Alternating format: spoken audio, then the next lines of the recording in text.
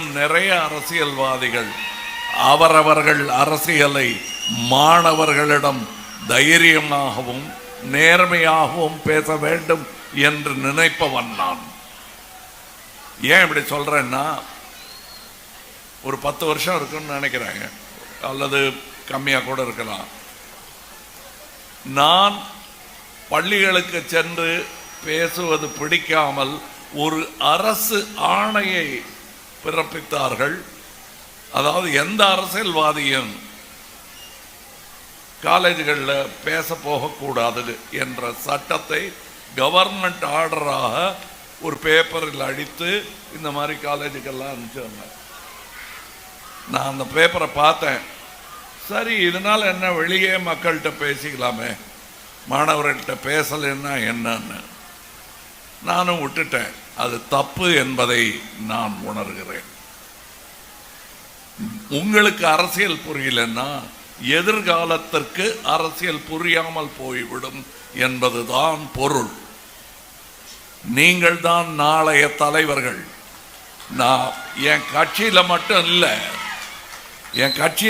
இல்லைங்க, ஒவ்வொரு காலேஜிலையும் நான் தலைவர்களை தேடி போயிட்டு இருக்கேன். என் கட்சியில் தலைவர்கள் தான் இருக்கணும்னு நான் நம்புறேன். நான் அவங்க சொல்லிப்பாங்க, ஒரு பணிவின் காரணமாக நாங்கள்லாம் தொண்டர்களாக, நானே தொண்டர் தான். அப்ப எல்லாருமே தலைவனா இருக்கு, நான் தலைவனா வரலையா? அந்த மாதிரி நீங்களும் தலைவனா வரணும் என்று நினைக்கும் ஒரு பக்குவம் எனக்குள் ஏற்படுத்தப்பட்டது என்றால் தான் அது உண்மை. எனக்கு அரசியல் கற்றுக் கொடுத்தவர்கள் என் தந்தை போன்றவர்கள், அவர்களின் முன்னோடி போன்றவர்கள், அண்ணா போன்றவர்கள், பெரியார் போன்றவர்கள், அந்த அரசியலை தான் நான் பண்ணிட்டு இருக்கேன். அதனால் தான் அரசியல் எனக்கு தொழில் அல்ல என்கிறேன். பெரியார் சொன்னதை இங்க சொல்றேன். நான் முழு நேர அரசியல்வாதி என்று எவனுமே இல்லை என்றார். அவருக்கு வயசு இருக்கு, எவனுமே இல்லை என்று சொல்லலாம்.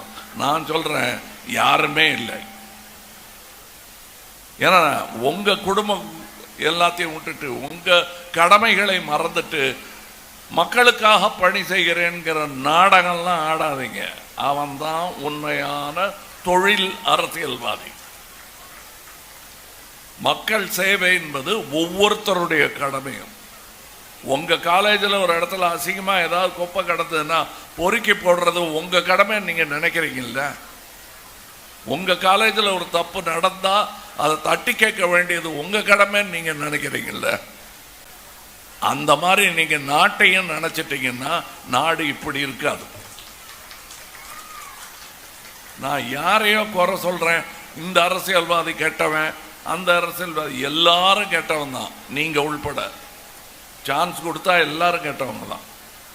கூடாதுங்கிற ஒழுக்கத்தை நீங்கள் தானே ஏற்படுத்த வேண்டும். ஒருவனிடத்தில் அந்த ஒழுக்கம் இல்லைன்னா நீங்க தானே தட்டி கேட்கணும்.